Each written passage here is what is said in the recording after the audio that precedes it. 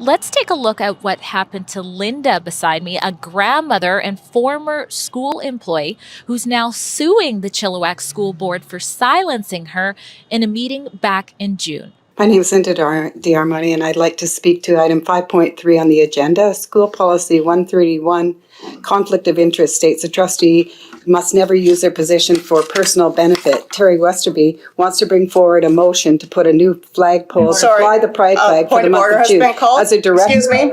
Point of order has been called. What's your point of order? This speaker's question is discriminatory towards a member of our board. Point of order.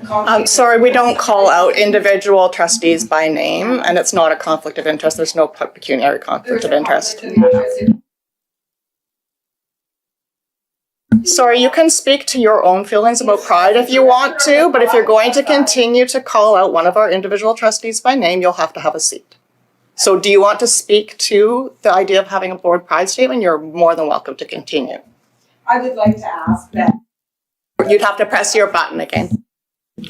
Are there members of this society, of the trustees that are members of the Pride Society? Because it makes them into a conflict of interest to... Sorry, a point of order has been called. The speaker is not correct. It is not a conflict of interest when we are talking about a human right.